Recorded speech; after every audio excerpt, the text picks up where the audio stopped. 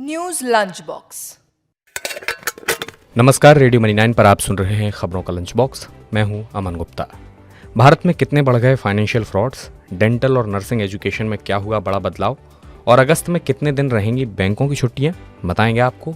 और इसके अलावा भी बिजनेस फाइनेंस से जुड़ी कई और खबरें हैं। तो शुरू करते हैं खबरों का lunch box. Income tax return file करने का आज है आखिरी दिन। इसके बाद लेट फीस देकर भरना होगा ITR। अगर किसी इंडिविजुअल टैक्स पेयर की सालाना आय 5 लाख रुपए से है ज्यादा, तब उसे देनी होगी 5,000 रुपए की लेट फीस। अगर 5 लाख से कम है तब लेट फीस के रूप में भरने होंगे 1,000 रुपए। आयकर विभाग की ताज़ा जानकारी के अनुसार 30 जुलाई को शाम 6:30 बजे तक फाइल किए जा चुके हैं 6 करोड़ ITR। इनमें से लगभग 26,76,000 ITR सिर्फ 30 जुलाई को किए गए हैं दाखिल। भारत में लगातार बढ़ रहे हैं फाइनेंशियल फ्रॉड्स। 2022 में ATM और दूसरे फ्रॉड्स के मामले 65% बढ़े।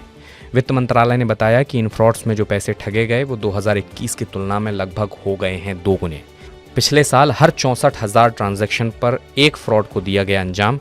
2022 में 17 लाख से ज्यादा फ्रॉड में ठगे गए हैं 2,113 करोड़ रुपए।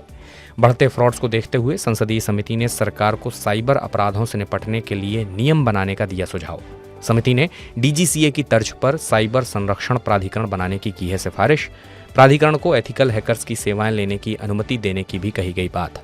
साथ ही समिति ने साइबर अपराध के शिकार हुए लोगों को पर्याप्त मुआवजा देने की भी बात कही। देश में डेंटल और नर्सिंग एजुकेशन और सर्विस में होने जा रहा है बड़ा सुधार। लोकसभा ने नेशनल डेंटल कमीशन बिल और नर्सिंग कमीशन बिल किया पास। नए बिल से देश में नर्सिंग और डेंटल एजुकेशन को बनाया जाएगा बेहतर। नेशनल डेंटल कमीशन देश में डेंटल एजुकेशन और प्रोफेशन को करेगा रेगुलेट। इससे डेंटल एजुकेशन बनेगी किफ़ायती और लोगों को किफ़ायती गुणवत्तापूर्ण ओरल हेल्थ केयर की मिलेगी सुविधा। देश में कारोबारी सुगमता को बढ़ाने के लिए सरकार कई कानूनों को अपराध मुक्त श्रेणी में डालने पर कर रही है विचार। इसके लिए गठित किया गया है एक कार्य समूह।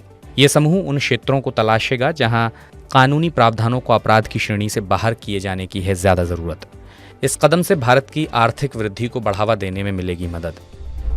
महंगी सब्जियों से अभी नहीं मिलेगी राहत। विशेषज्ञों ने कहा कि अनियमित बारिश से फसलें हो रही हैं खराब। आमतौर पर अगस्त में सब्जियों के घटने लगते हैं दाम, लेकिन इस बार अक्टूबर तक सब्जियों के दाम बने रह सकते हैं ऊंचे। महंगी सब्जियों की वजह से बढ़ रही है खुदरा महंगाई दर। अगस्त महीने में 6 अगस्त से हो रही है बैंकों की छुट्टियों की शुरुआत। इस महीने कुल 14 दिन बंद रहेंगे बैंक। इसमें स्वतंत्रता दिवस से लेकर रविवार शनिवार की छुट्टी भी है शामिल। इसमें से कुछ छुट्टियां राज्यों, प्रदेशों, शहरों के हिसाब से हैं, तो वहीं कुछ छुट्टियां देश भर के बैंकों में होंगी। वॉलमार्ट इंक ने ई-कॉमर्स कंपनी फ्लिपकार्ट में अपनी 5% हिस्सेदारी और बढ़ाई। कंपनी ने आज फ्लिपकार्ट में टाइगर ग्लोबल मैनेजमेंट की शेष हिस्सेदारी भी खरीदी।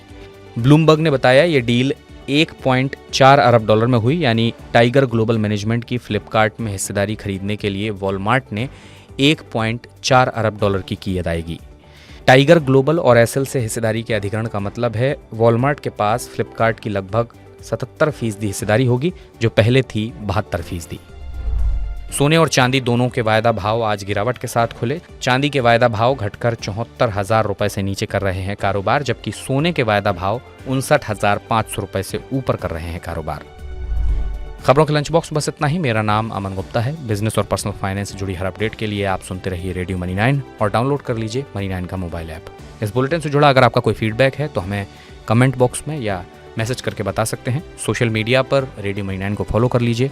अपना ख्याल रखिएगा। चलता हूँ, नमस्कार। News lunch box.